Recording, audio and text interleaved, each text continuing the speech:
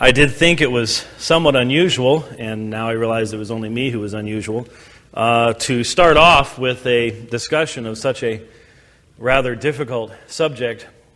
Difficult only in the sense, not that it's not vitally important, because I believe that it is, but difficult in the sense that sadly for many in evangelicalism today, the idea that God's nature and God's being could be central not only to the apologetic task, but also to, I would say, to every task, especially every pastoral task. When I speak of open theism, I do so as one who, in God's providence, had to work as a chaplain in a hospital for a number of years. And I had to run lost support groups. It was not a Christian hospital, and so I was dealing with individuals who were not believers most of the time.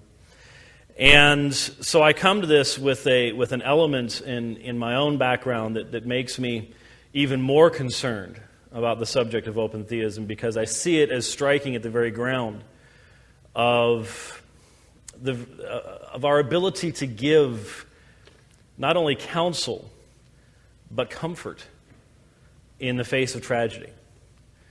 There are tremendously practical implications on a pastoral level to what you believe about God. And in fact, I would like to suggest that if what we believe about God does not impact our pastoral counseling, we've got things absolutely backwards. Unfortunately, that's how it happens in many situations. We grab onto an ism, we grab onto a program, something that's supposed to quote-unquote work, and then that ends up determining our theology rather than our theology determining what it is we're going to say and how it is we're going to deal with people.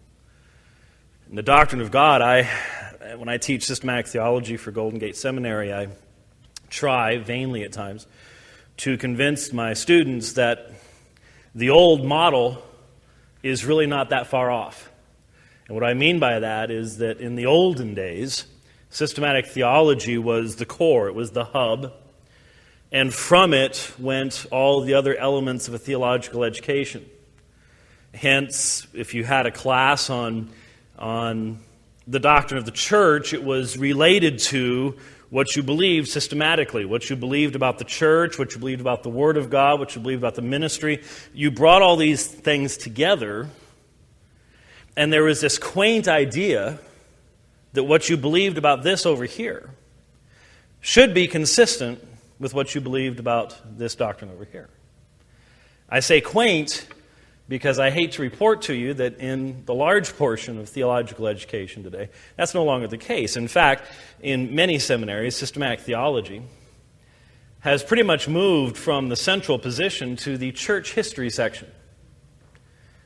The idea being there were people who used to actually once believe that you could form a systematic theology. There used to be people who thought that the Bible was so clear, that revelation was so perspicuous that you could create a systematic theology. How odd. We've moved beyond that now. And now we know that, well, you can't even really develop a Pauline theology, can you? In many seminaries today, you can't say the Apostle Paul said X, Y, or Z, because you look at his epistles, and, well, he didn't actually write this whole section here. And of these ones here, we find, and I love this word, tension. Isn't that a wonderful theological term? Don't you hear it all the time? There's tension in Paul. That's the nice way of saying that Paul contradicted Paul. We don't want to use the term contradiction because that's too black and white. And so in a nice postmodern way, we talk about tension. And of course, that's assuming that Paul and Peter are at loggerheads and they're constantly arguing with one another. And James, oh good grief, he was, way out on the other end over there. So the result of all this is what? Well, sadly, many people come out of our seminaries today, and we wonder where the bold proclamation went. And I'm not talking about a narrow proclamation. There's a difference between a narrow proclamation and a bold proclamation. I'm not talking about a narrowness of mind, where we don't know what anyone else believes. I'm not talking about a narrowness of mind that says, don't confuse me with facts. I don't want to know about facts. I don't want to know about other viewpoints. but a boldness of proclamation that grows out of a confidence that God indeed has given us His Word. He's preserved His Word for us, and He has promised that His truth would always be with His people. We wonder where that went. We pray for it, and then what do? Well, we basically don't take the time to consider what's being taught and what's being promulgated. And hence we have a movement today, and I guess I'll go ahead and move over to, if I can here. I was just trying to get things set up, and it's now try doing this upside down and backwards, folks. Let's see if you can figure this one out. That's not easily done, especially with these wonderful touchpads. Aren't they great? Who invented the touchpad? I'd like to find out and do something really bad to them.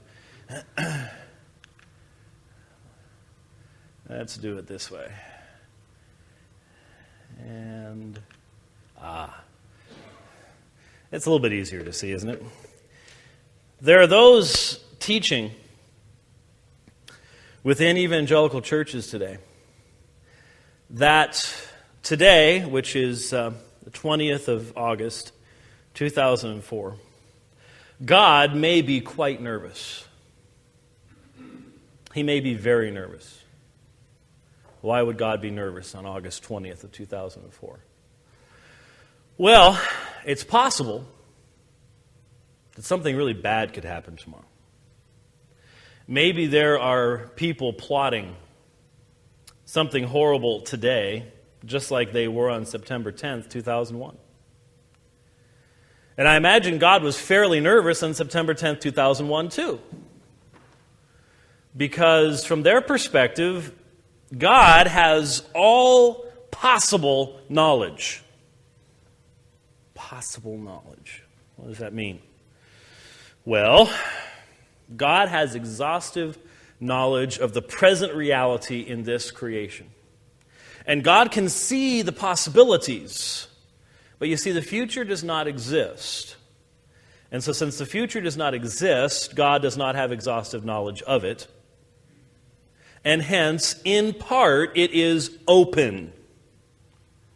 It is open because that portion of the future that God does not know, because it does not yet exist, is that portion of the future that is going to come about through the actions of free creatures. And God does not know what free creatures will do. Now, someone may immediately say, well, wait a minute. If you say He has perfect knowledge of the present, and He has had perfect knowledge of the present all along, then that means He has had perfect knowledge of everything I have ever done, every thought I have ever had, and how I've acted on every impulse I've ever had. So don't you think that if you had perfect knowledge of an individual from the time they were conceived until they are 25 years of age, whatever, that you might have a pretty decent idea what they're going to do? Yeah, but people are people. And don't people do odd things? Haven't you ever surprised yourself? Haven't you ever been going through the cafeteria line and let's put it this way, my wife would probably faint if going through a cafeteria line, I reached out and got almost any vegetable that God has ever created. I am a dietitian's nightmare in many ways, and there are a few vegetables. There's corn on the cob and peas, and corn and peas, and that's about it. And so almost anything else in that particular, if I reached out there and grabbed hold of some broccoli, my wife would faint. So would my kids. They'd have a celebration. They'd just think it was great. And so sometimes we do surprise, even those who know us best. I may do that someday. I'm probably not going to eat it, but I may grab it anyways, just simply to see what they would do. So sometimes we surprise ourselves, and evidently, sometimes we surprise God too. And so on September 10th, God knew the intentions of all those men. He knew what they intended to do. He had been watching this whole thing. But you see, God couldn't know because, you see, how many actions that take place in our world are not just the result of one person's free choices, but of many people's free choices. I mean, just look at what happened on that day. On one aircraft, they decided to fight back. That aircraft didn't hit a building, did it? But they didn't really have that opportunity. On the other ones, they didn't know what was going on. And so what if they had fought back? What if there had been a particularly sharp security guy that day? What if? The point is, God could not know. God could not know what was going to happen on September 11th. And even then, he could not know that the buildings would collapse when they were hit. He couldn't know that. Why? Because he couldn't know where the planes were going to hit. That was the result of free will choices as well. So God didn't know that 3,000 people or more were going to die that day.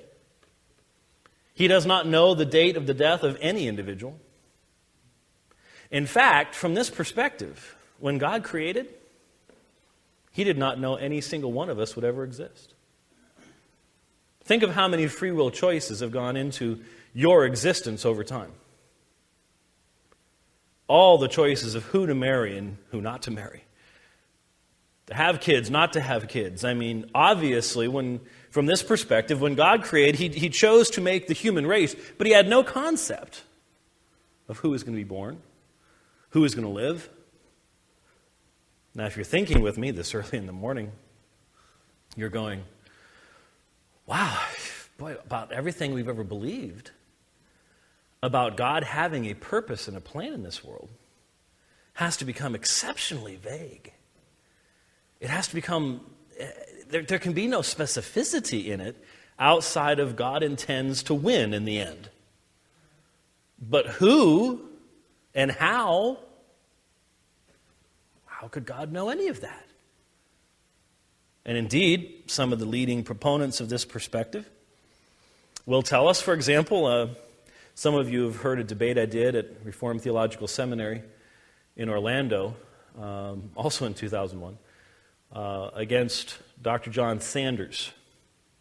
Dr. Sanders is one of, I would say, the three most popular, maybe not, prolific as far as books goes, too, would be a fair statement as well.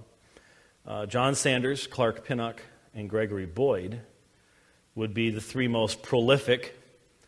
Certainly they were the ones chosen by the Evangelical Theological Society to write, and if any of you are really looking for information on this subject, what you might want to do is get hold of the June 2001 or 2002, I'd have to look at the specifics again. It was the Journal of the Evangelical Theological Society where, in essence, it was a 3-on-1 debate. Gregory Boyd, Clark Pinnock, and John Sanders versus Bruce Ware. I think Michael Horton may have thrown something in there too as I'm thinking about it now. But anyway, excellent journal to get hold of if you want to have information on the subject of open theism. Anyways, Dr. Sanders, in his book on this subject, said that in God's plan, while the incarnation had been a part of God's eternal plan, the cross was not. Now, I've always wondered about that. What that would have to result in a non-salvific purpose of the incarnation. What was God just going to visit for a while, or exactly what was the purpose here? I've never found anything in Scripture about the incarnation separate from the purpose of the cross. They seem to be inextricably linked in everything I've ever seen. But the point being that for Sanders, the dialogue of the prayer in the Garden of Gethsemane, for it to have any meaning, had to mean that even at that point, the cross was not a certainty.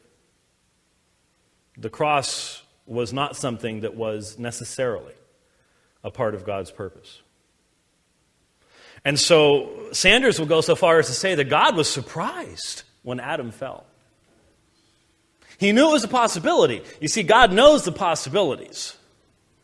God knew the possibility when he created that Adam might fall, but he considered it to be a tremendously unlikely event.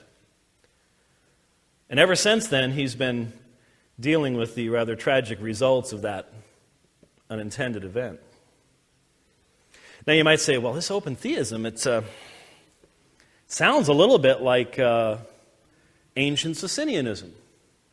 Going back quite some time, they likewise denied to God exhaustive foreknowledge of future events, but they also had all sorts of other wild stuff where they denied the deity of Christ and things like that. So there are differences, obviously. That's true, but this movement has found a home in conservative evangelical churches. And the reason isn't all that difficult to discern. You see, you can present this perspective in a very attractive way. You can present this perspective in a very attractive way that tugs at the emotion. And sadly, in many places in our land today, emotion is the primary developing force of theology, not scriptural exegesis. We live in a postmodern society. And hence, it is so easy to see in our society how people are swayed by horrifically bad arguments that have no logical consistency to them whatsoever, but it's all a matter of my truth, my preferences, your preferences. We see that. This is a political season. And if you want to see the low value placed upon truth in our society, just watch a little television, listen to a little radio. It's a sad thing, and face it, the church is deeply influenced by the culture in which we live. And even though the Scriptures do not even begin to give us this kind of a very wishy-washy style of belief and theology, yet we bring that in from outside and then apply it to the Scriptures and apply it to our theology. And so there are those who are presenting the idea that, look, the old doctrinal way of looking at things turns God into a cold, remote tyrant. Certainly God must relate with you as we relate to one another, or everything we see in Scripture becomes nothing but a charade, a fake. And then there's always lots of stories to tell. One of the most famous stories, I don't know that he ever intended it this way, but Pastor Gregory Boyd from up at Bethel Seminary tells the story of a parishioner who did everything right. She sought pastoral counsel before her. She did not rush into anything. She fasted and prayed. They went through premarital counseling. Everybody in the church said this is a perfect match. I mean, they did everything by the book. And she comes to Pastor Boyd. She's been abandoned. She's been cheated upon. Her heart's been trampled upon. And she says to him, if I didn't hear from God before this marriage, then you can't hear from God. You can't tell me a thing I didn't do. I did everything by the book. And if I didn't hear from God, then that means you can't hear from God. And it's all a joke. Those are compelling stories because Dr. Boyd goes on to say, how do you respond to that? And all of us feel the weight of having to deal with practical applications of theology. And there's nothing wrong with the practical applications of theology.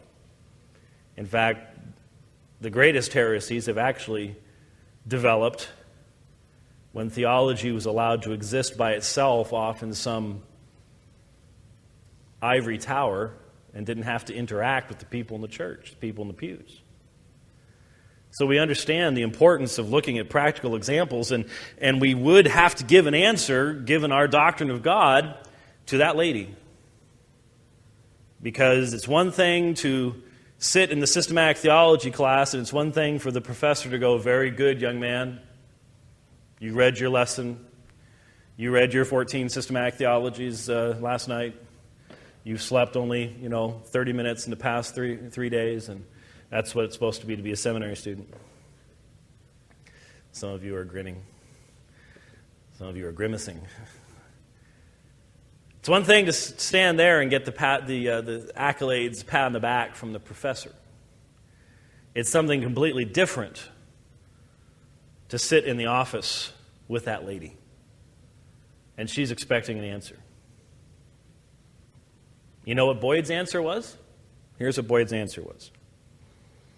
You did hear from God. You did hear from God. God instructed you to marry. And what your husband did, God never expected. God never expected he would do that. As far as God could see at that point in time, you were the perfect match. And so all of us agreed that God gave us the go-ahead on that marriage. And God is grieved at what your husband has done.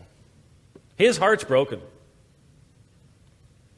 But there's nothing you can do about it. Now he'll help you to put your life back together again. That was his answer. What's wrong with that answer? I mean, she seemed to accept it. There are many people seeming to accept that today. In fact, when I became a hospital chaplain, I remember I had no experience in it. I had graduated from seminary, but I had focused upon theological classes primarily in seminary because that's what my ministry was about. And there hadn't really been any classes offered that I could recall that would have been exceptionally relevant anyways. And I remember before I first began that work, I went down to the Christian bookstore and looked through the Christian counseling section. Boy, was that a shock. And I'm looking through all these books, and I buy 5 or 6 of them, and I take them home. And I'm sitting there reading them. And every one of them basically says the same thing. And they pretty much all were coming from what I would identify now as an open theistic perspective. Don't blame God for any of this. God was otherwise indisposed, I guess. I'm really not sure exactly what their position was. They weren't overly consistent in their theology. But the idea was separate God from the tragedy. And I remember spending a completely sleepless night. Because I knew, and it ended up working out this way, when you work as a hospital chaplain, anyone ever done any hospital chaplaincy here? Man, let me tell you something. That is one of the hardest jobs you could ever do. I don't know how anybody does it on a long-term basis. I really don't. In a large hospital, and I live in Phoenix, and I know if you've never been out that direction, some people figure all of us who live in Phoenix wear 10-gallon hats and eat rattlesnake and things like that, and ride horses and stuff like that. How many of you know where Phoenix ranks as far as size and population in the United States? Anybody have any idea? Number 5. We just passed Philly, just passed Philadelphia. There are only 4 cities in Chicago, New York, L.A., and somebody else. Huh? Houston, y'all. And it's a big city. It's a hot city, but it's a dry city in comparison to this. Let me tell you something. We don't have any major sports teams at the moment, but some of you are going, yes, you do. No, we really don't. In fact, if any of you back here, how about the Middletown Cardinals? Would you like to have an NFL team? We'd like to send you one. We really would. It's pretty sad. Anyway, it's a large hospital there in the Phoenix area, and I knew already from having been there a few times that there was this sound, there was this bell that would go off when they had a code, cardiac arrest anywhere in the hospital.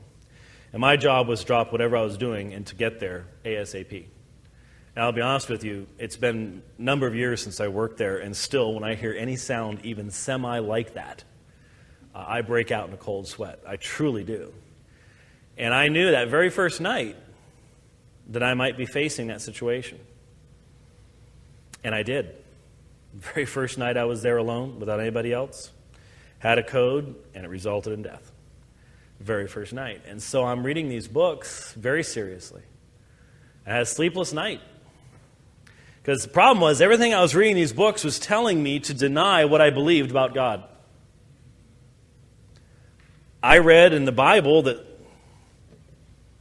not only is God sovereign over all things, but He's sovereign over life and death. There's something in the Psalms about the length of my life being known to God. My birth, my death. And I had this theology that told me that God has a purpose in all things. And when you face tragedy, the comfort is to be found not in a God who was just as shocked as you were, but in a God who had a purpose that transcended even my knowledge of what that tragedy might be. And so all these books are telling me to counsel the exact opposite way of what I believed. Well, I came to a conclusion. It wasn't very long, by the way, before I discovered that when you are in an emergency room, and my job, in essence, at that time was when they were bringing somebody in by ambulance, for example, to the emergency room. My job was to get there when the firemen are coming toward the door. It was one of those motion sensor things. I'd sort of stick my notepad that I always had with me out to get the door open so they could get through without having to pause. And then I'm supposed to watch. Where's the family? Where's the family? I grabbed the family, and we had this room that might have been about the size of these two pews right here. This little section. It was tiny. That might be even larger now that I think about it. And I had to shuttle them in there, and my job was to be the go-between between the emergency room doctors, staff, and the family. And I learned pretty quickly that in the emergency room, that's not the place for a whole lot of extended discussions of theology. That's a place of raw emotion. I saw every kind of...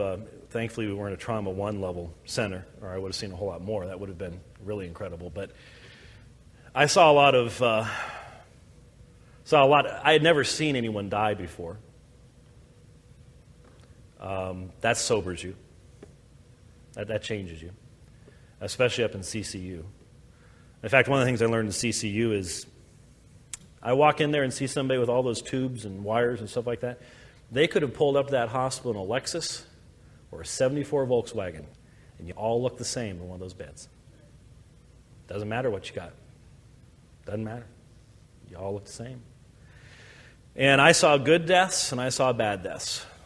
I saw a lot of despair. I saw a lot of people just had no hope. And I remember the 95-year-old Christian man. Every time the CCU, the nurses would come to take blood, he'd say, "Thank you, honey." I mean, they just poked him. And he'd go, "Thank you, honey." And they just loved him. But they knew he was dying.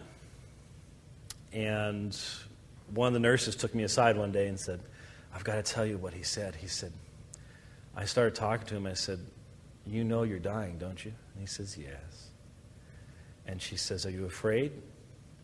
And he said, "Honey," old men say honey to everybody, to ladies especially. "Honey," he said, "I've been talking with God for over 90 years. Why would I be afraid to go see him?" And man, that's something you remember, you know. And it just so happens, that I was on duty, walked into CCU. He didn't have any of his close relatives living in this area. That was one of the difficult things being in Phoenix, is that we'd have numbers of people who would come in, older people who had retired out there, but their family wasn't anywhere near Phoenix. They all lived back here someplace. And the sad thing was many of them came out there, and then they never got involved in the church. I can't tell you how many times I'd walk into somebody's room, and I'd look at the little thing here. It says Baptist or something. It says, "So, where do you go to church?" "Well, we used to be a member of Brother So-and-so's church in Illinois. And then we moved out here, and, We've been looking. We just haven't found any place. How long have you been here? 26 years. Pretty arid place out there in Arizona as far as churches go, I guess. But anyway, I came in, and there was a sort of extended relative, one of the only relatives I had seen with this elderly man. And so I visited with her because he had slipped away. He had slipped into a coma. I visited with her, and while I was standing there, after a while, especially since I was a biology major in college, I started learning to recognize things. And I could tell as I was standing there, he was slipping away. The nurse came in. Nurse stood on one side. Relative stood on this side, held his hand. And he slipped into eternity while we stood there. That was so different than so many of the others. So many of the others that we encountered. I came to the conclusion, sorry about the extended personal story there, but I came to the conclusion very early on in that work that I could not, to make my job easier, steal from someone the greatest hope I could offer them just simply to make it easier for me to give an answer. What do I mean by that? I couldn't look someone in the eye and say, God had no purpose in this tragedy, and then turn around and say, but God has a wonderful purpose for your life. People tend to recognize, wait a minute, those two don't fit. You mean he has a wonderful purpose for me, but didn't have one for my loved one? How does that work? I couldn't steal from them the greatest thing I could tell them just to try to make my job easier. But I discovered that really wasn't something that happened much in the emergency room. It was something that happened in the lost support group, the people who were 6 months out. And that's why there's a book. We don't have it downstairs. Most of you have never heard of it. But I actually wrote a book on grieving. A couple years after I wasn't at the hospital anymore, a friend of mine's 29-day-old granddaughter died. His daughter had a epileptic seizure, rolled over on the baby, and the baby suffocated. And after the funeral, I went back to my office, and I just cleared everything off my desk, and I started writing.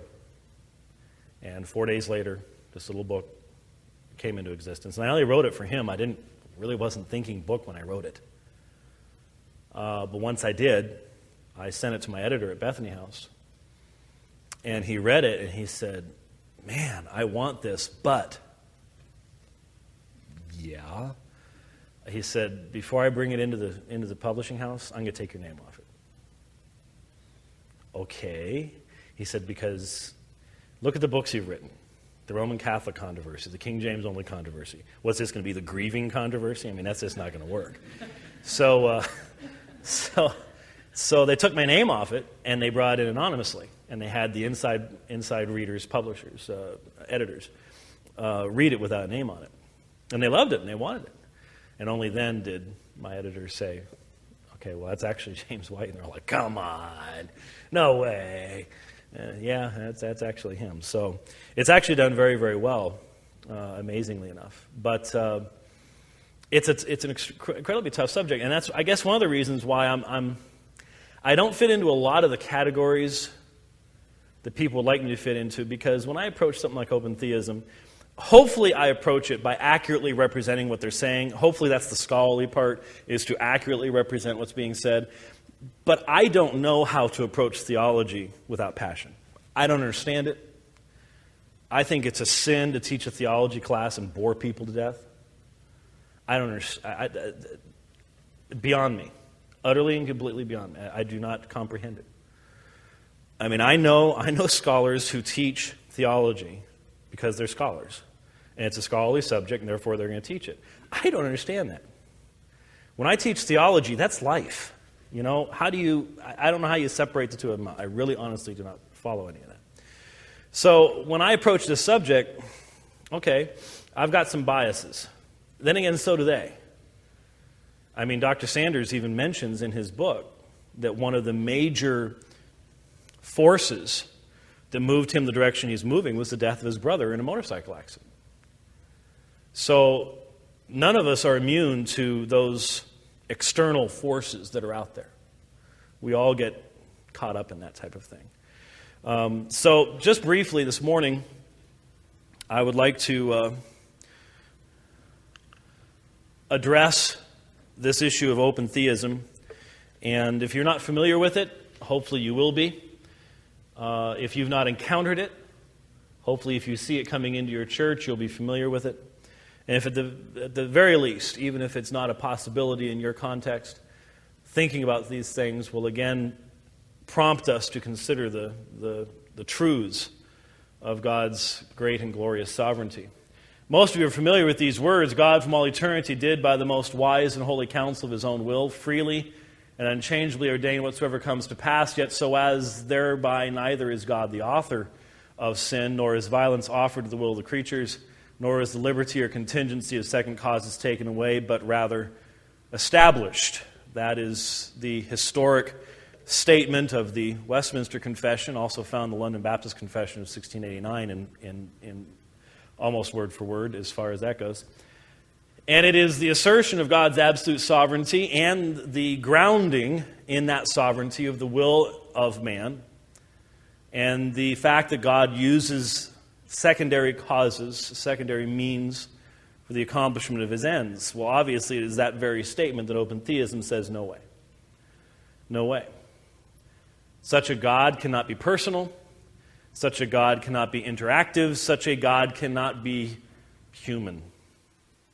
Now, they would not use that. Well, I'll take that back. Most would not use that term. I think there are some who would. And I think as open theism continues to develop, and it is developing, if any of you have heard the debate that Dr. Sanders and I did at RTS, in response to one of my questions, he did reply by saying, well, look, open theism is fairly new. We haven't figured out all the passages yet. You've had hundreds of years to get your story straight. So think about that one for a few seconds, and you'll see why I sort of chuckle a little bit at that particular point in time. The heart of open theism. You read Pinnock, and Pinnock is the bleeding edge, okay? Pinnock, did anyone ever know Clark Pinnock back when he was a conservative? I'm sorry, you're too young to know that. I was going to say, and you were 3 at that time? Yes, he had like the ugly green book on inerrancy from the 1970s was not bad at all. There was a time when Clark Pinnock was a conservative. He ain't no more. Not only is he an open theist, but he believes in post-mortem evangelization. He's an inclusivist, denies the existence of conscious punishment in hell, and you name it, and that's where he's gone. And he's out here, and then you have Gregory Boyd. He's sort of over here. He's not fully really an inclusivist, but he's an open theist. And you got John Sanders, and John Sanders is John Sanders more than once sort of smiled a rather sly smile during the course of our debate whenever I'd quote Clark Pinnock. Because I saw, he didn't quite put it this way, but I saw in his face sort of the thought, oh, I wish Clark would be a little more careful with his words. And he didn't really want to be held accountable for everything that Pinnock said, which I understand. I mean, that's certainly a fair thing. There are a few folks on my side of the fence that I wouldn't necessarily want to be accountable for everything they said either. But you have this range of perspectives. And the one thing that holds them all together, the one thing that I really find to be absolutely central in their perspective, is not free will. Because you know that Augustine used free will. You know that Calvin used free will. Everybody uses the term free will. It's what you mean by that is important. What is at the the very heart of open theism is libertarian free will. A free will unfettered by a decree of God, unfettered by divine sovereignty. Outside of, all of them would at least say this: God is sovereign to create droughts and earthquakes and natural disasters of Hurricane Charlie, for example, drew a bead on Tom Askell's house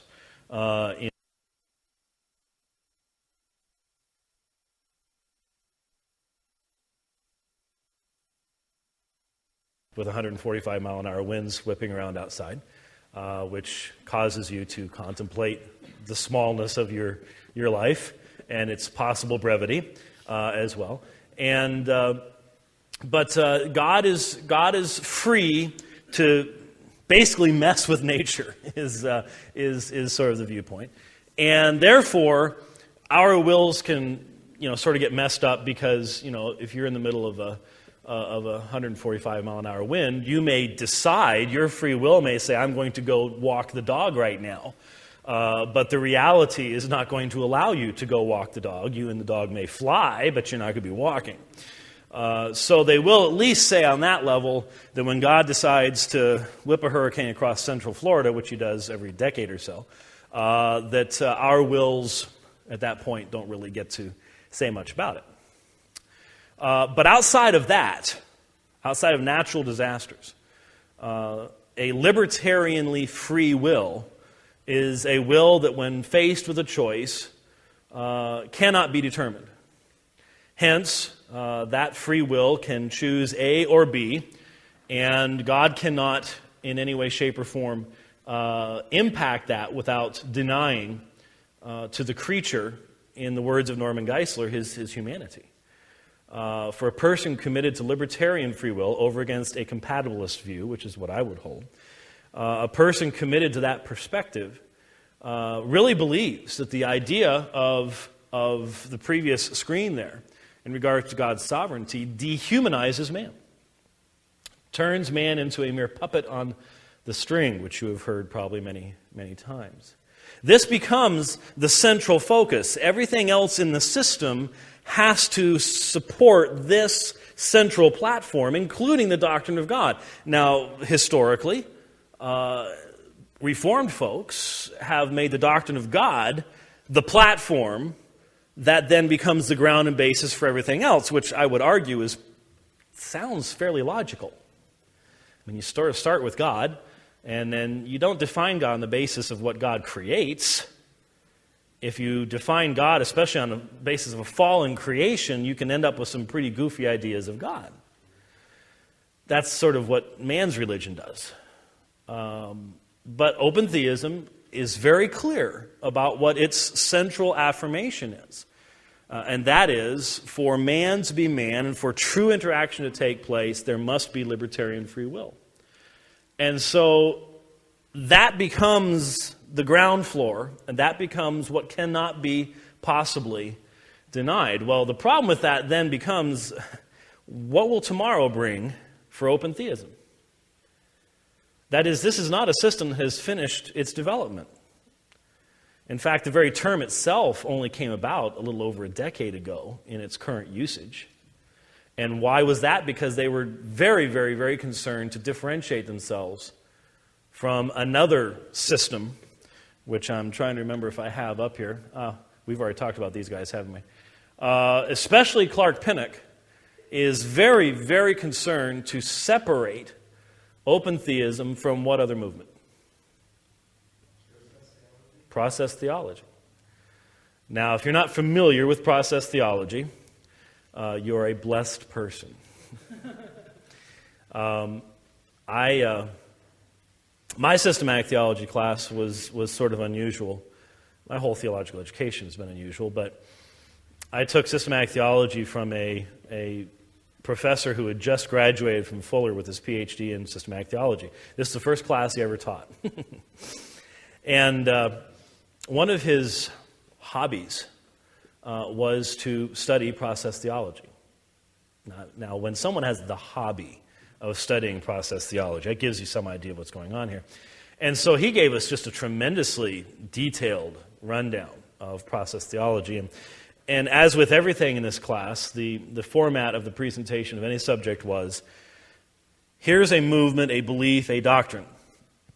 Here's the pros, here's the cons, we move on from there. And I remember once during a break, we were we were walking over to a snack shop, and there was an attorney taking classes. And we were walking along, and he goes, well, that's all very interesting, but what do we believe about that? What we believe was never really a subject of the systematic theology class because, like I said, it was more a section of the history department than it was anything else. But he gave us a tremendously detailed overview of process theology, and I'll try to be very brief in defining it so you can see the difference between it and open theism because they're very concerned about it. Process theology envisions the universe going in and out of existence in these discrete packets of time. They're very short packets of time, so we don't notice it. But the universe is actually going in and out of existence on this continuous basis. And God, in process theology, has no coercive power over the universe. He only has persuasive power. And so when the universe, in these little teeny tiny packets of time, we're talking nanoseconds, okay? So that's why we never see it, is it's just so fast, is that when the universe comes into existence, God is exerting his persuasive power to convince the universe. Well, the way we used to put it at the time was to join the army, because the idea was to be the best you could be. And so, wasn't that the old, be all that you can be? Yeah, join the army. So now it's an army of one, which I find to be one of the most ridiculous statements they've ever come up with, if you know anything about the military. But back then it was be all that you can be and all that stuff. So that's what God is doing, is he is trying to convince the universe to be the best that it can be. And then as the universe goes out of existence, God absorbs all the good and sloughs off the bad, so that God grows with each one of these passing packets of existence. And you might say, well, try to convince the universe to be the best you can be. How can... The only people you can really convince are humans, aren't they? No. On the process theology foundation, all the way down to molecules. Even you want libertarian free will. Rocks have will in this perspective. Molecules have will in this perspective. And in fact, disease, for example, is where a cell chooses not to be the best that it can be. God's trying to convince it to be the best that it can be, but disease is where a cell goes, no, I don't want to be the best I can be. And then you've got a problem. And so God is absorbing the good that comes out of his persuasive efforts. And you see, we get to sort of participate in this and sort of help God out by joining with him. Because certainly the future doesn't exist. God doesn't know what's going to happen there. And so we get to join and partner with God in seeking to make the world the best place that it can be. And in so doing, help God to get better, bigger, stronger, faster, more intelligent, and so on and so forth. And I'll never forget the professor, after he sort of gives us a rundown, and he gave us lots of names and resources and books and things like that. He gets done with the prose, the positive presentation, and when he got to the negative, this is the only time in the entirety of the systematic theology class that I wanted to pump my fist or do something like that. He said, now, obviously, on the negative side, the greatest negative that can be announced for process theology is the fact that the God of process theology bears no resemblance whatsoever to the God of the Bible. And I was like, yes, a black and white statement, a true-false statement. Yes, this is very good.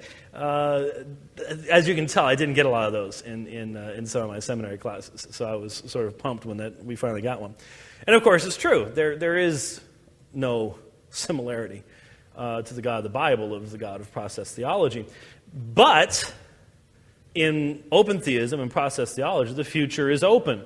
It's more open in process theology than it is in open theism. And Clark Pinnock especially is very sensitive to the charge of process theology. Because what's the thing that really, when I was going over that brief introduction to process theology, what's the thing that really bothers you about that? God is learning and growing and getting better? What an odd concept for us to contemplate. And so they want to avoid that, but the problem is, in open theism, God's learning as well. In fact, God is surprised. He's surprised at what we do. And so that would involve a gaining of knowledge, a gaining of experience as well. Is God better at dealing with humans now than he was 1,000 years ago? If you aren't better at your job 10 years into it, are you still going to have a job? Well, if God isn't better at dealing with human beings now than he was 1,000 years ago, so could God have done a better job? Then, maybe that's why we had the flood. New job jitters. You don't know. Let's start this whole thing all over again, I don't know. Quick summary statement. The future does not yet exist. Therefore, God does not know it. He is created in such a fashion that the future is partly closed, that those things he will do almost entirely in the natural realm, fires, earthquakes, tornadoes, hurricanes, asteroids, I guess, would fall into that realm. And partly open, all those things related to the actions of free creatures. Hence the term open theism, that there is an openness in the future and an openness in God's knowledge as well. They vehemently insist they are not promoting a simply more orthodox form of process theology, the concept that God is growing, changing, and learning with each passing moment, but at the same time, they have to admit that in their system, God is learning with the passage of time as he himself experiences the future. So, they insist that the picture of God found in his interaction with mankind demands an open view of the future. God learns that Abraham will be faithfully obedient in Genesis 22. He uses terms like perhaps and if and makes conditional promises about Eli's sons that do not come true. Many feel there is truly no basis in the position for the doctrine of inerrancy, let alone the concept of biblical prophecy, nor any means of identifying a false prophet. In other words, upon what basis, upon what grounding in open theism can one come up with biblical prophecy? That is one of its biggest problematic areas. The same thing is true of inerrancy, because it would seem that each one of these individuals, Boyd's avoided it more than anybody else has, but both Pinnock and thank you, Sanders, the guy I debated, the guy I drove down to Orlando with in the car, and we played basketball at somebody's house beforehand. He's got a killer 15-foot jumper. He's very wiry. They have more directly addressed this issue. And most of you know at the Evangelical Theological Society meeting last year, they attempted to remove Clark Pinnock and John Sanders. Boyd's actually not a member, so you can't remove somebody who's not a member, on the issue of inerrancy, and failed. They were unable to do so. And so, in essence, I questioned the validity of that approach to begin with. I think the issue should be, well, if ETS does not want to make God's exhaustive knowledge of the future a part of its statement of faith, then live with the results. This seemed to me like going in the back door. Though I would also say that I think there's good reason to question their doctrine of and their commitment to inerrancy. There's no two ways about it. Okay, let's talk about the major issues. Obviously, the big issue is sovereignty and immutability, and all the things that flow from that. Does God have a purpose? Did God know that Eric here was going to exist when he created? The open theist says no. How then can God have a purpose for Eric's life? Well, I guess he makes it up as he goes along. The problem is, Eric, you don't cooperate with everything God wants to do. That's called sin. And so each time we mess up that process, evidently that plan for our life has to be rebuilt and redesigned. But what if all of a sudden, we do live in Arizona. I live in Arizona. That was a sort of majestic we, I guess. I live in Arizona, and we have we have something in Arizona called the Second Amendment to the Constitution of the United States, which most of the rest of you don't have any longer. And so I remember when I first moved into Arizona, I freaked out. We went to this place called Circle K. I don't think you have Circle K in Pennsylvania yet, but it's our version of 7-Eleven. We do have 7-Eleven, but Circle K is the big thing out there. And we were getting some milk or something one day, and all of a sudden I turn around, and there's a guy walking in, and he's packing heat. He's got probably a 44 Magnum strapped to his leg. And I came from back east. I'm ready to dive behind something, assuming immediately, of course, that bad things are about to happen. No, you can carry openly. In Arizona. It's estimated that 67% of all vehicles are armed, and that's why we are nice when we drive. You don't cut people off in Arizona because it could have deadly consequences. That's all there is to it. Now, I've driven on Long Island, so I know what happens when cars are unarmed. They drive like idiots. So anyway, I could all of a sudden, since I live in Arizona, freak God out by whipping out my Glock and taking Eric out. Now, let's say God was intending to use Eric tomorrow to make a tremendous discovery in the field of... What do you do, Eric? There you go. And Eric's going, why did I sit down front and why do I have a name tag on? Eric's going to make a tremendous discovery. Pastor, Eric's going to make a tremendous discovery tomorrow in the field of theology. I just wanted you to know that. And that's what God wants to have happen. And Eric's going to be published, and he's going to travel all over the United States, and the church is going to be greatly blessed. But I all of a sudden mess everything up by pulling out my Glock and taking Eric out. So now what does God have to do? He has to start all over again. Every day, seemingly, would be an exhausting reworking of a plan that is constantly coming to frustration. Now, I used a wild example there, but what if I just simply took some cold medication that says right on the label, do not operate heavy machinery, but I'm a big guy. I've done it many times before, so I take some cold medication. And I'm out driving at night. I had LASIK surgery a few years ago, and my daytime vision's great, but at night, a little bit of that starry stuff going on, And so you add to that the cold medication. And Eric's walking home someplace, and boom, no more Eric. One little choice on my part, unforeseen by God. All his great plans for blessing everybody through Eric's theological insight. And don't bother staying up all night trying to find that thing. I'm just using it as an illustration. All gone. It's history. How does God have a plan in that? The plan becomes very vague.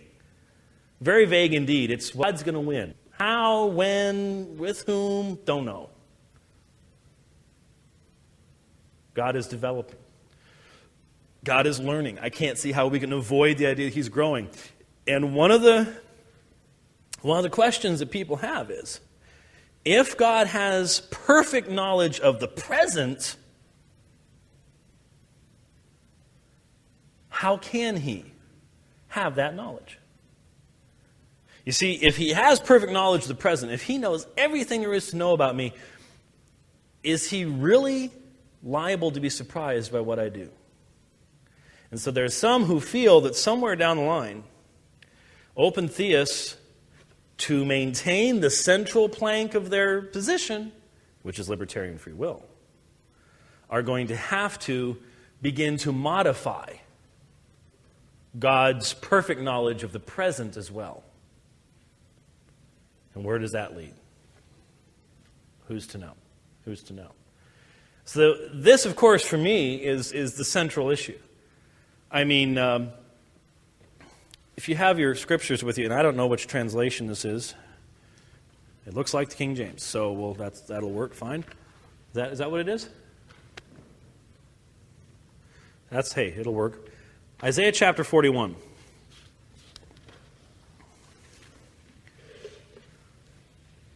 I was going to use BibleWorks, but trying to do it backwards on the screen is a little bit difficult to do, so we'll just look at Isaiah chapter 41. Beginning of verse 21. Here in Isaiah you have the trial of the false gods. This was the primary passage I presented against Dr. Sanders, and I will leave it to you to determine how that debate went, but I don't believe that Dr. Sanders provided me with a meaningful response to these passages. I really do not believe that he did. And this is not the only one, but notice what's going on here. God is, in essence, calling the gods that Israel is embracing, the idols that Israel is worshiping, to sit in the witness chair and to give answer in the court of law. Verse 21, "Produce your cause, says the Lord. Bring forth your strong reasons, says the King of Jacob. Let them bring them forth and show us what will happen." Notice, show us what will happen. "Let them show the former things, what they are, that we may consider them and know the result of them, or the latter end of them, or declare us things that are to come. Show the things that are to come hereafter, that we may know that you are gods. Do good or do evil, that we may be dismayed and behold it together." That's sarcasm, in case you're wondering. Some people have problems with sarcasm in the Bible. There's a lot of it, especially of idols and people who would worship idols. Tremendous amount of sarcasm. And there, God is saying, do something that we may tremble in fear. You know, can you see this idol, one of those hideous things they've dug up in the Middle East, sitting, you know, if we had the witness chair here in a court of law, sitting there, and the attorney is saying, do something, and of course, it can't. It's just an idol. And you can just see all of the worshipers of that idol sitting out there in the courtroom, sort of embarrassed by the fact their idol is just sitting there while it's being mocked. I seem to recall Elijah doing something along those lines as well. However, he followed that up with the death of hundreds of individuals. But anyway, but please notice specifically, verse 22. What's the challenge here? The challenge is, tell us what's going to happen. Come on, idol. Give us tomorrow's headlines. And be perfect about it. Don't do it just once. Let's see you do it for a little while. I mean, it's one thing to get a prediction right once in a while, but what's the biblical standard? Perfection. And God says to the idols, I'll tell you what, I'll show you your idols by challenging you to do the things that only I can do. So God is using unique attributes that He possesses to demonstrate idols do not have these unique attributes. That's how you can tell the difference between me and an idol. And the challenge is, in verse 22, tell us what's going to happen, but then notice it doesn't stop there. Sometimes people miss this. Then let them show us the former things, what they were.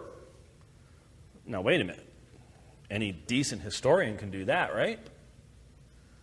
I mean, we can narrate past events, sometimes very fully, sometimes not so fully. There's a big controversy in our land right now about events during the Vietnam War. And so books are being published, and you've got records from here and records from there, and this person was there, and this person says he was doing this on such and such a day, but actually here's the records to demonstrate he was over here. And so we can take these records and we can bring all this stuff together, and we can talk about history. The closer the history is, normally the better we can get it. The farther away it is, the less information we have. But is God simply saying, give us a history lesson? No, because notice what He says. Show us former things that we may consider them and know, the King James says, the latter end of them. In other words, why it happened. Ooh. See, the historian can very frequently tell you what happened in the past. But the historian has to very frequently admit he hasn't a clue why it happened. Hasn't a clue. That's not even the historian's purview to answer that question. Oh, you can talk about causes and effects. But many times we just put our hands up and go, it was an amazing thing. Amazing thing. When I lived out here from age 6 to age 11, every once in a while, my mom would take me out of school, just call in and say, Jimmy's not feeling well today. And we'd get in the car, and we'd drive the half mile to Gettysburg. And it wasn't until I was an adult that I truly appreciated the number of times I had been to Gettysburg as a youth. And especially if you are a Civil War aficionado, those of you who live out here. Living in Arizona stinks being a Civil War aficionado. We have one battle out there, a minor little skirmish, and not really much to go look at. You can go see these things all the time. So you're just like we are. That is, you probably don't go because they're too easy to get to. Same with us out there. You know, the last time I was at the Grand Canyon was like 24 years ago. It's up there. It's always up there. I can just, I can go out there anytime I want to. Actually, it was 22 years ago because it was on my honeymoon. No, actually, yeah. No. It was about 20 years ago. I hiked it. So that was the last time I was there. So she'd take me down to Gettysburg. And I've read a lot on that subject. And you can always tell whether somebody was born.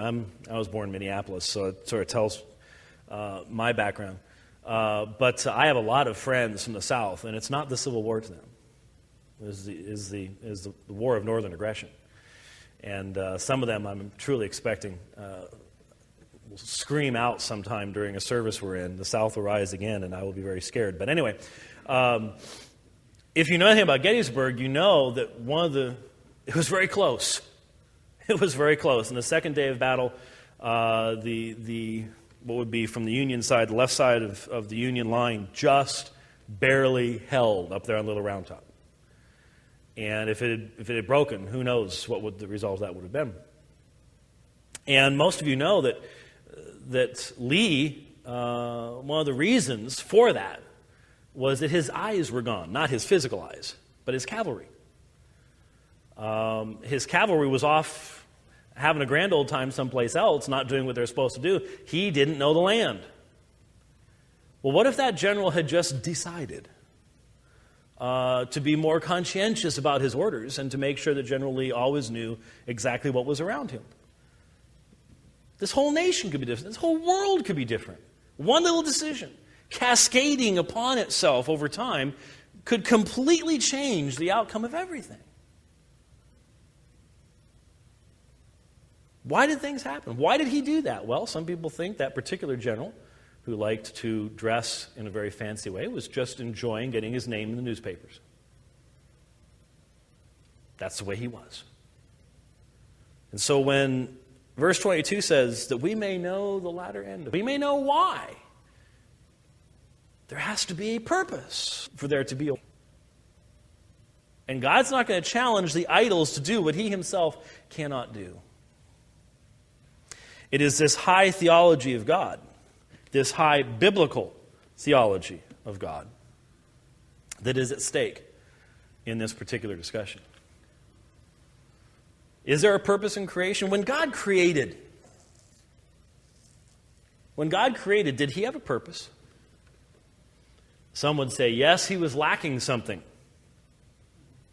There are many who say that, if you find that surprising. There are many credentialed theologians who would say God was lacking something, he was missing something, and we fill in that gap. It concerns me, especially when they say, well, God wanted someone to love. That one makes me just shudder, because if you consider the doctrine of the Trinity and the perfection of love that exists between the divine persons, it truly worries me when people say, well, God, was missing something in that way. But when God purposed to create, in essence, from the open theistic perspective, and this is one of the objections I raised to Dr. Sanders, from the open theistic perspective, God knew the possibilities when he created. He knew this could go terribly wrong.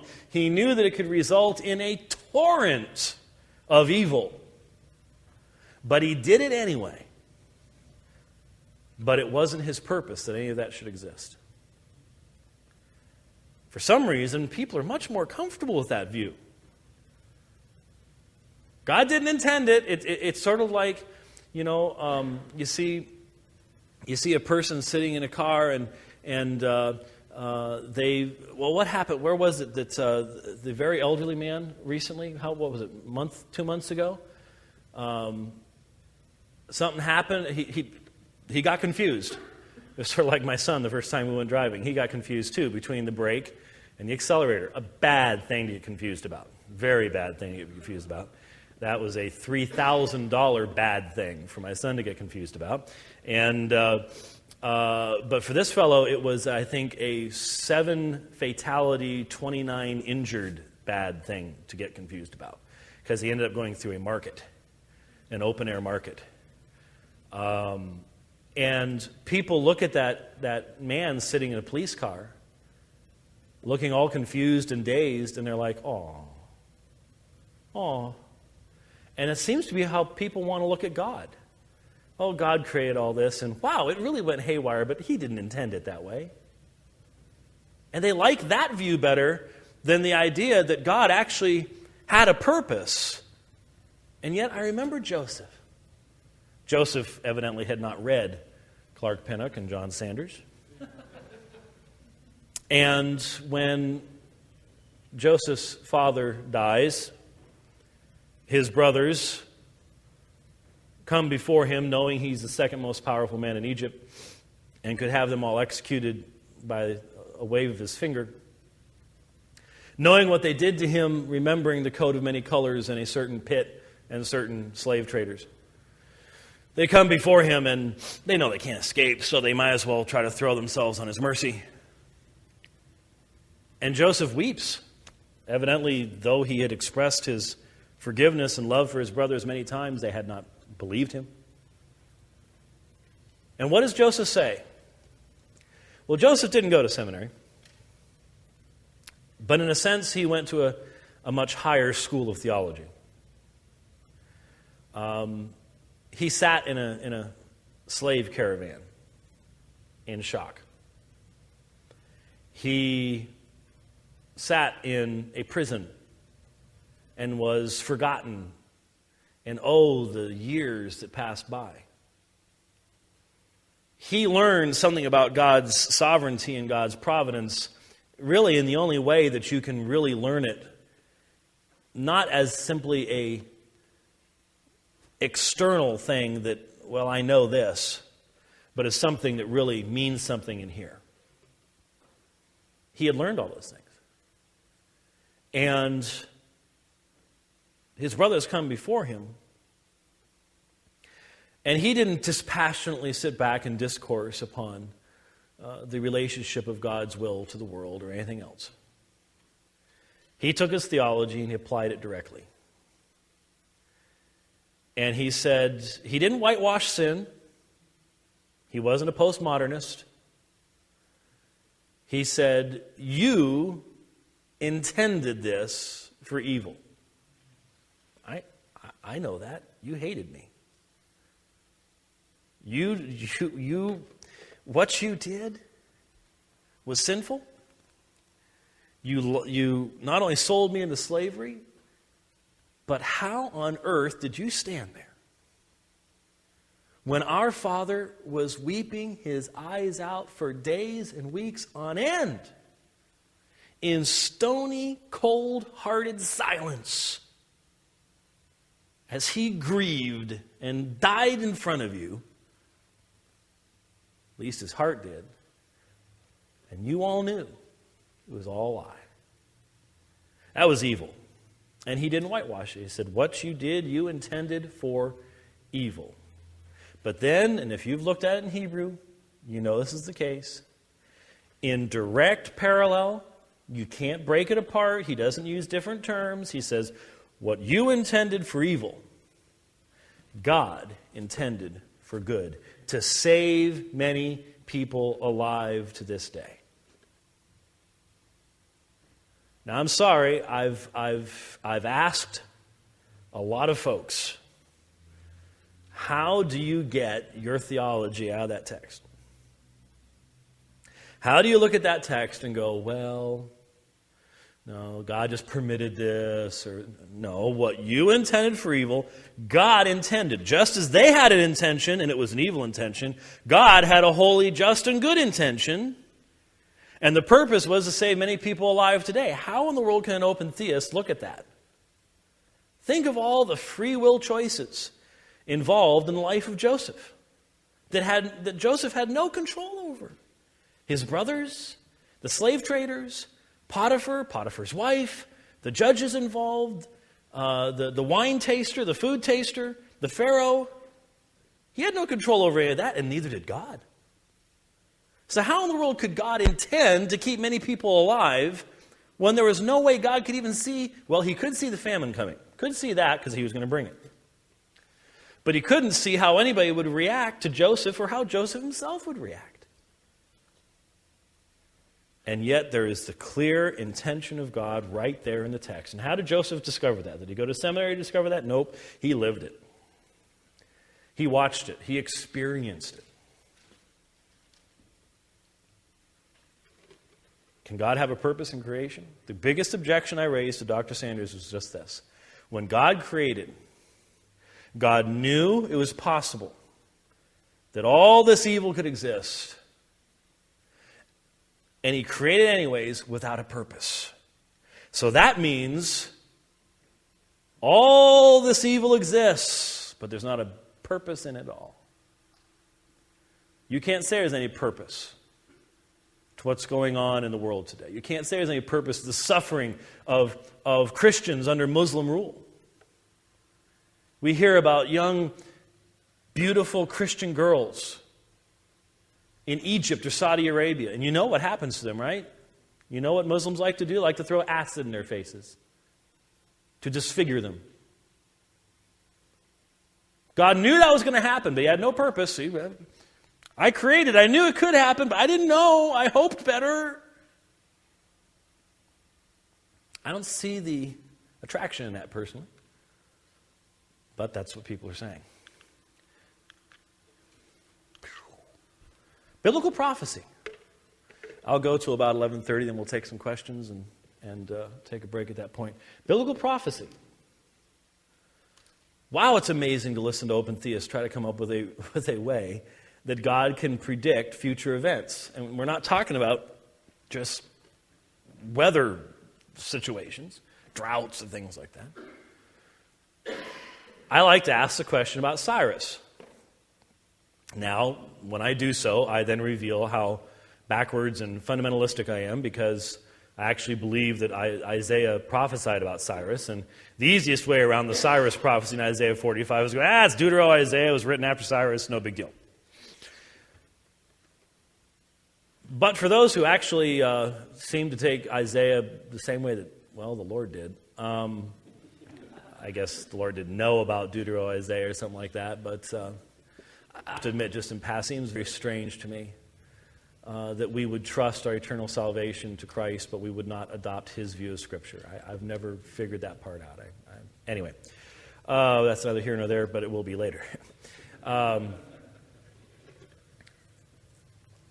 Isaiah prophesies that Cyrus is going to return the people. He names the man by name. And the open theist has a problem, because the open theist can say, well, you see, God has perfect knowledge of the present, but how does that explain how you could know the name of a child who's not yet born? Isn't naming pretty much a free will choice thing? I mean, you look at some of the names people come up with these days, and it has to be a free will choice thing. It might be an evidence for open theism. What was Zappa, Moonbeam, something? I don't know. I can't keep up with such things. But how could God ground biblical prophecy in an open theistic perspective? It makes no sense. There could be no way that a prophecy could ever have specific information that would touch on anything that would involve the actions of free creatures. And yet, how many prophecies in the Bible do touch upon the action of free creatures? Not just Cyrus, but, and this one has come up many times, the Lord Jesus' own words to Peter on the night of his betrayal. Think of all the free will choices that went into Peter's denial.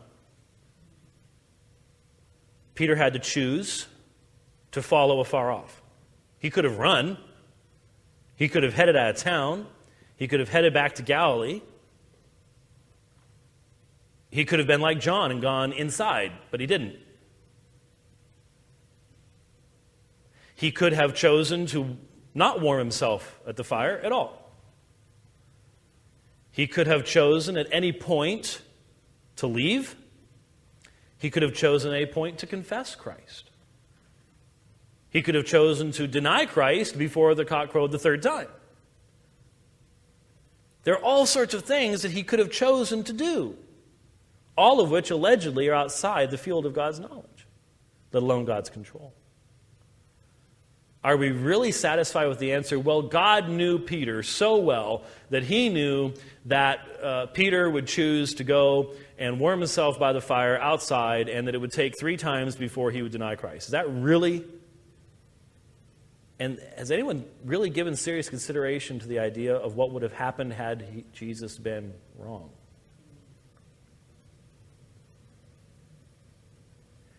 The problem here is that what open theists end up doing, John Sanders does this, is in essence say sometimes God is wrong. Sometimes there are false prophecies. We just have defined false prophecy too narrowly. Okay. Seem to recall in Deuteronomy 13 and 18, there are fairly clear rules laid out concerning the detection of a false prophet. That seemed to be an important thing for the people of Israel. But to defend the concept of open theism, the very basis of biblical prophecy is allowed to be taken away. And it's one thing for us, let's face it, sometimes we look around and you can sort of joke a little bit about some of the popular prophecy movements. People traveling around doing their prophecy gig, and then some people writing books and making gazillions of dollars off their prophecy gigs. And it's sort of like, yeah. But we're talking also about the very validity of not only looking back at specific prophecies, but isn't this also where God tells us how the end is going to end up? Isn't that sort of important too? That there's going to be an end, that good's going to triumph? That seems to be a part of the whole thing. And how do we know that some of those process theologians aren't right when they say, hey, if we don't cooperate, God doesn't win? We've got to get in there and fight. That's a good way to rally folks to the local building fund or something like that, but I'm not sure what kind of theology it ends up producing.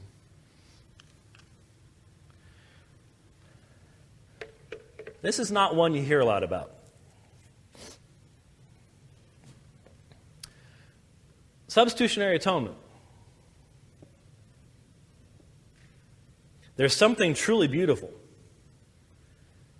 in considering the atonement of Christ and its intensely personal nature and our union with Christ. But I submit to you that in an open theistic system, the substitutionary atonement of Christ can no longer be affirmed. What I mean by that, and of course, I'm sure that most of you are already aware of this, but historically, Arminians did not believe in the substitutionary atonement of Christ. Historic Arminian theology believed in a federal government view of the atonement, not a substitutionary atonement, because they recognized if there was an actual substitution of Christ in behalf of any individual, that individual would be saved. That if the full punishment, the full wrath of God is poured out upon the substitute in the place of individual X, then there's no ground for the condemnation of individual X. And so historic Arminians didn't believe in substitutionary atonement. And so they don't, open theists, John Sanders, Clark Pinnock, Gregory Boyd, they all openly use the term Arminian of themselves. They just say that their fellow Arminians are inconsistent in holding on to this tradition of exhaustive divine foreknowledge of future events, and that they are the consistent Arminians in rejecting that. That's their argument. I'll let them fight that one out. But the idea of a substitutionary atonement, the best you can do within an open theistic system would be a very general, vague concept of the union of a people, but not the identity of those people being united with Christ in his death. Sort of here's a general provision for X, but X will be filled by whoever chooses to fill X. Individuals don't die with Christ. A group in general dies with Christ, and you can join yourself to the group if you want. But the personal aspect can't exist. Why? Because open theists are very clear in admitting that God did not know you were going to exist when he created, and God did not know you were going to exist at the cross. God had no concept and could have no concept that James White would exist when Jesus Christ died upon the cross of Calvary. So I could not have been united with him in his death, because God had no certain knowledge I would ever exist. He knew I was a possibility, but he had no certain knowledge that I would exist. And so the concept of substitutionary atonement becomes very problematic from an open theistic perspective. It has to be reduced to some sort of non-substitutionary methodology because of the fact that God cannot know that any human being is going to exist in the future. That is just one of many things that, again, brings us back to the real fundamental issue here. And that is, this whole concept is based upon the idea that, well, to be quite honest with you, we struggle